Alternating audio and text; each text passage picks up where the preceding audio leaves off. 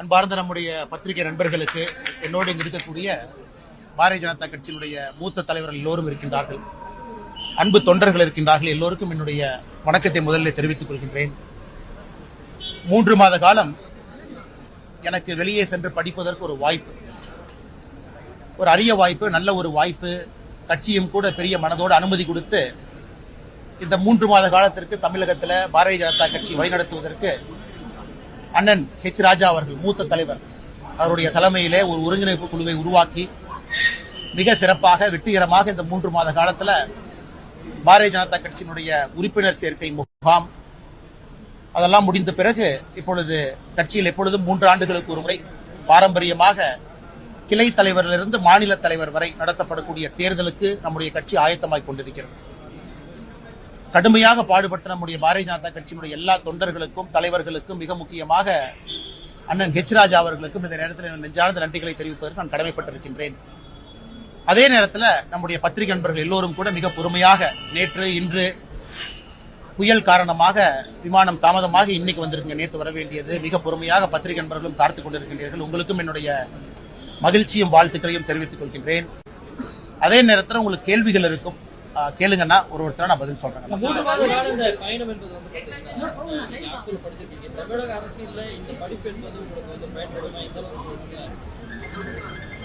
குறிப்பாக இந்த படிப்பு வந்து ஷெவ்னிங் குருக்கள் ஃபெலோஷிப் அப்படிங்கிற ஒரு படிப்புங்கன்னா, ஆக்ஸ்போர்ட் பல்கலைக்கழகத்தினுடைய பாலிடிக்ஸ் அண்ட் இன்டர்நேஷனல் ரிலேஷன்ஸ் அந்த டிபார்ட்மெண்ட் நடத்தக்கூடிய இந்த ஃபெலோஷிப் ஒரு நல்ல மனிதனாக, குறிப்பாக உலகம் முழுவதும் எப்படி அரசியல் சூழல் மாறிக்கொண்டிருக்கிறது, அதுல இந்தியாவிற்கு தாக்கம் எப்படி இருக்கும், அதுவும் ஆக்ஸ்போர்ட் பல்கலைக்கழகம் உங்களுக்கு தெரியுங்கன்னா, நீ உலகத்துல மிக பழமையான பல்கலைக்கழகம். நம்முடைய நலந்தா ஹரப்பா இன்னைக்கு இல்ல, ஒரு எக்ஸிஸ்டிங் யூனிவர்சிட்டி பாத்தீங்கன்னா ஆக்ஸ்போர்ட் இஸ் 1000 years old, 1000 ஆண்டுகள் பழமை வாய்ந்தது.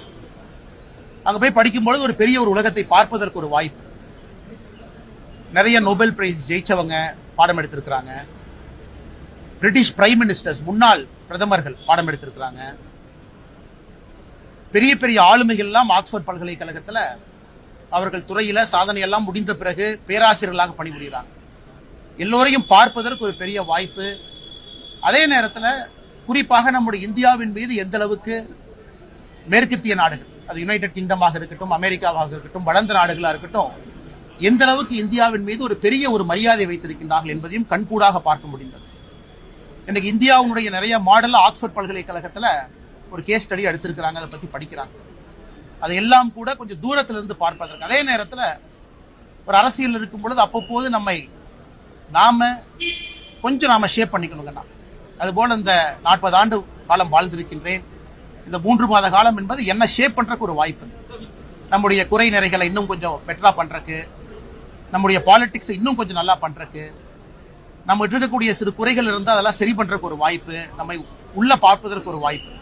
அதனால இந்த 3 மாத காலம் எனக்கு கிடைத்த ஒரு பெரிய பாக்கியமாக கருதுறேங்கன்னா, கட்சி அனுமதி கொடுத்திருக்காங்க. நார்மலா கட்சியில கொடுக்க மாட்டாங்க, ஆனா கட்சிக்கு முதல்ல நான் நன்றி கடன் பட்டிருக்கேன். அந்த நேரத்தில்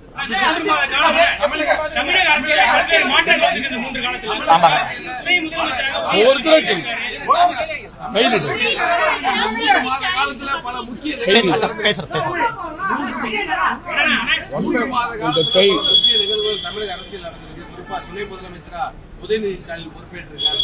விஜய் புதிய அரசியல் கட்சியை தொடங்கியிருக்கார். பாஜக உள்ளிட்ட பல அரசியல் கட்சிகளை விமர்சனம் பண்ணியிருக்கார். உங்களோட பார்வை? ஆனா இந்த 3 மாத காலம் வந்து தமிழக அரசியல் நிறைய மாற்றங்கள் ஏற்பட்டிருக்கிறது, உண்மைதான்.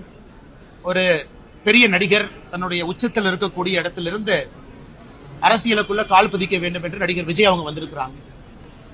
அப்பொழுதும் சொன்னேன், இன்னைக்கு சொல்றேன், அவர்களை வரவேற்கின்றோம். காரணம், அவர் வந்திருக்கக்கூடிய ஒரு நோக்கம் மக்களுக்கு நல்லது செய்யணும்னு நினைக்கிறாங்க.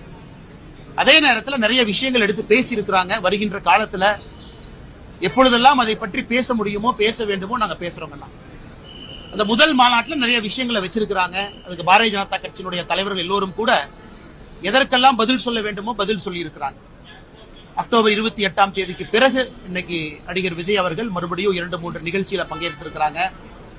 அவர் ஆக்டிவ் பாலிடிக்ஸ் வரும்பொழுது அவருடைய கருத்துக்கெல்லாம் வைக்க ஆரம்பிக்கும் பொழுது பாரதிய ஜனதா கட்சியும் எங்களுடைய கருத்துக்களை மக்கள் முன்னாடி வைப்போம். அதனால் நிச்சயமாக வரவேற்கின்றோம். மக்களுக்கு ஒரு one more opportunity, one more சாய்ஸ்ங்கண்ணா. அதனால் அடுத்த ஒரு ஆண்டு காலம் எப்படி இருக்கும் என்பதை தமிழக மக்கள் தீர்மானிக்க போறாங்க, நிர்ணயிக்க போறாங்க. அதே நேரத்தில் திரு உதயநிதி ஸ்டாலின் அவர்கள் தமிழகத்தினுடைய துணை முதல்வராக பொறுப்பேற்றிருக்கிறாங்க. ஒரு வேகமான வளர்ச்சி கட்சிக்குள்ள எம்எல்ஏ ஆனாங்க, அதன் பிறகு உடனடியாக அமைச்சரானாங்க, அதன் பிறகு இன்னைக்கு துணை முதல்வராக இருக்கிறாங்க. அதையும் பொறுத்திருந்து பார்க்கணும். ஏன்னா பாரதிய ஜனதா கட்சி தொடர்ந்து வைக்கக்கூடிய குற்றச்சாட்டு, திராவிட கட்சிகள் குறிப்பாக இதுல திராவிட முன்னேற்ற கழகம் எப்பொழுதும் ஒரு குடும்பத்தை சார்ந்திருக்கு, வெளியிருந்து வரக்கூடிய டேலண்ட் அங்க குறைஞ்சிருச்சு, டேலண்ட் பூல் குறைய குறைய ஒரு குடும்பத்தை சார்ந்து அந்த கட்சி தன்னை நடத்தி கொண்டிருக்கு தொடர்ந்து வைக்கக்கூடிய குற்றச்சாட்டு இன்னைக்கு அவங்க உண்மைன்னு சொல்லியிருக்கிறாங்க.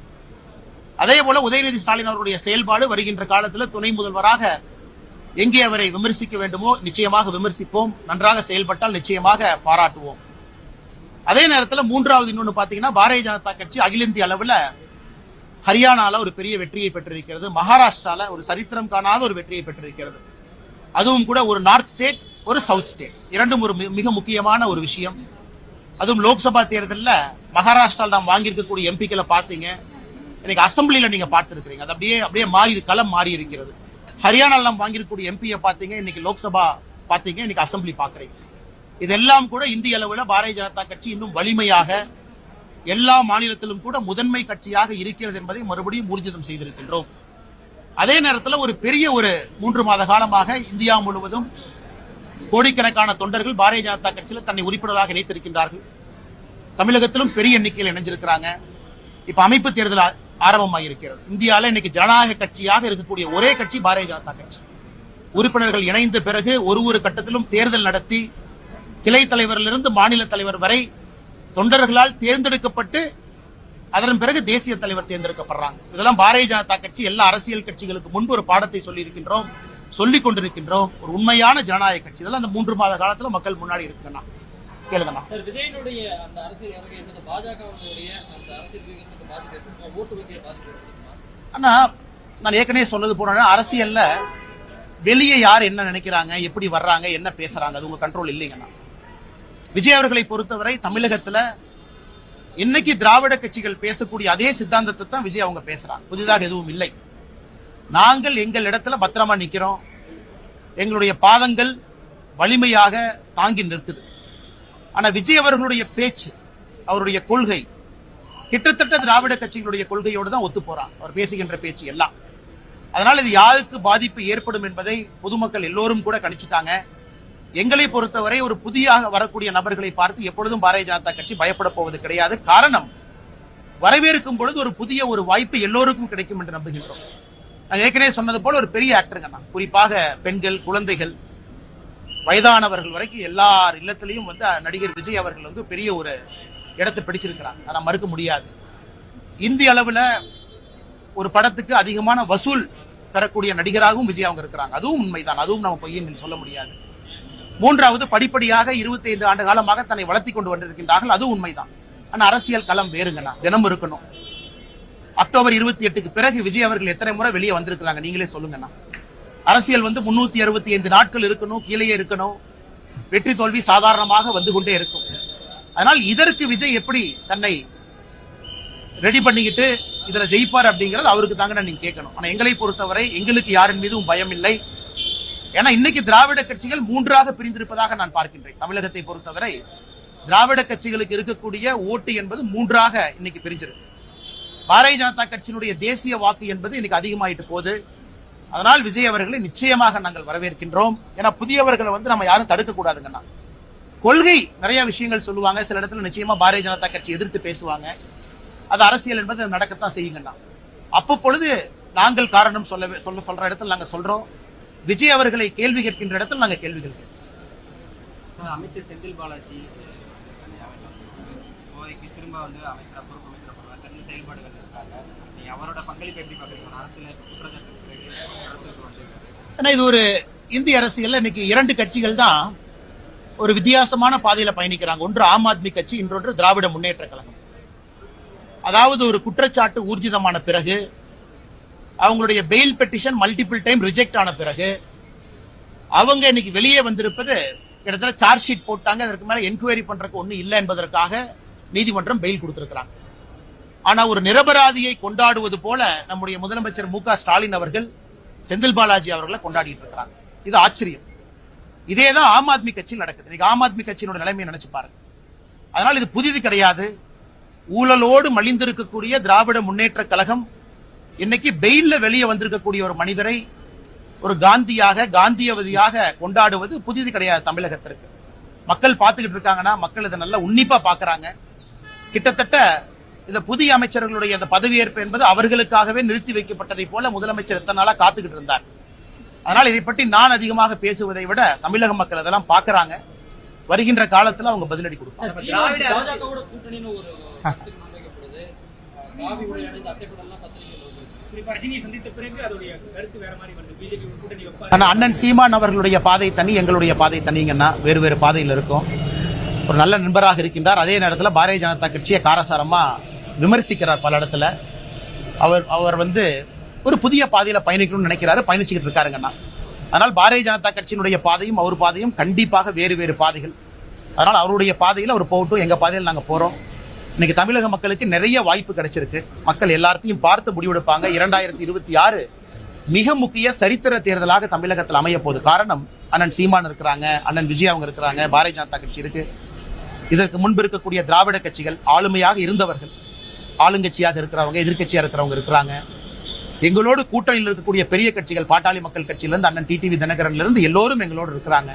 அதனால் 2026 ஒரு புதிய களமாக இருக்கும். பொறுத்திருந்து பார்ப்போம். நிறைய பாஜக கடந்த 3 மாசமா தொண்டர்கள் உற்சாகம் இல்லைங்கிற மாதிரியான ஒரு சமுதாயத்திலோ சட்டமன்றத்திலும் நிறைய உங்கள் வருகைக்கு பிறகு அது மாற்றங்கள் இருக்கு இல்லைங்கண்ணா. அதாவது இந்த 3 மாதமாக பாரதிய ஜனதா கட்சியை பொறுத்தவரை வெளி வேலைகள் கொஞ்சம் குறைச்சிக்கிட்டு ஆர்கனைசேஷன் ஒர்க், அமைப்பு ரீதியான பணிகள் அதிகமாக செஞ்சுக்கிட்டு இருந்தாங்க. அதான் பார்ப்பதற்கு உங்களுக்கு அது மாதிரி தெரிஞ்சிருக்குங்கன்னா அமைப்பு ரீதியாக ரொம்ப பலப்படுத்தியிருக்காங்க. நிறைய வேலைகள் நடந்திருக்கு.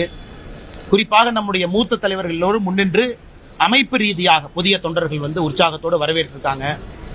உண்மையை சொல்ல வேண்டும் என்றால் ஒரு கட்சியினுடைய நம்பர் நான் சொல்லக்கூடாதுங்கன்னா, பாரதிய ஜனதா கட்சி தமிழகத்தில் கடந்த 2010 இருந்து ஒரு 5 ஆண்டு காலமும் நம்மகிட்ட எவ்வளவு மெம்பர்ஷிப் இருப்பாங்க அந்த ரேஷியோ நீங்க பாத்தீங்கன்னா இன்னைக்கு 8 மடங்கு வளர்ந்திருக்கின்றோம். இதற்கு முன்பு இருந்த மெம்பர்ஷிப் இன்னைக்கு 8 மடங்கு வளர்ந்திருக்கு. இப்ப நீங்களே கூட்டி கழிச்சு பாத்துக்கணும். அதிகாரப்பூர்வமாக இதெல்லாம் முடிந்த பிறகு நம்முடைய மத்திய தலைமை அதிகாரப்பூர்வமாக நம்பர் சொல்லுவாங்கன்னா 8 மடங்கு பாரதிய ஜனதா கட்சி வளர்ந்திருக்கு. இது வளர்ச்சி தானே.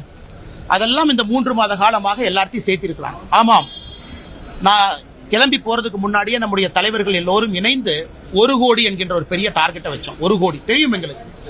1 கோடி என்பது திராவிட கட்சிகள் சொல்லுவாங்க. எங்கிட்ட 1 கோடி பேர் உறுப்பினர் இருக்கிறாங்க. பாரதிய ஜனதா கட்சியும் 1 கோடியை நோக்கி செல்ல வேண்டும் என்பதற்காக வைத்தோம். கிட்டத்தட்ட நாங்க மனசுல என்ன நினைச்சோமோ அதை நோக்கி வந்துகிட்டு இருக்கோம். ஆனால் அதிகாரப்பூர்வமாக இந்த பணிகள்லாம் நடந்து முடிந்த பிறகு உங்களுக்கு அதிகாரப்பூர்வமான எண்ணிக்கையை நான் கொடுக்குறோம்.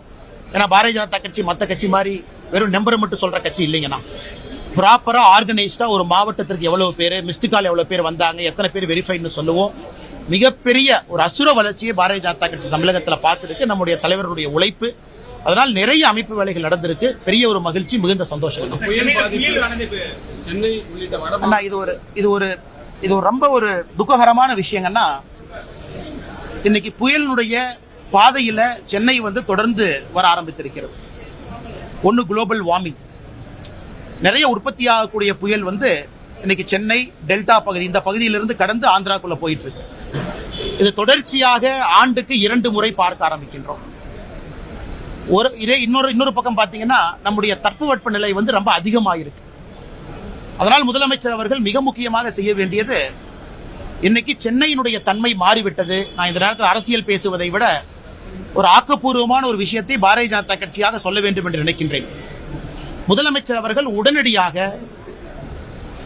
இந்த குளோபல் வார்மிங் இதன் மூலமாக தமிழகத்தில் நிறைய பகுதிகள் இன்னைக்கு டிசாஸ்டர் ப்ரோன் ஏரியாவாக மாற ஆரம்பிச்சிருக்கு.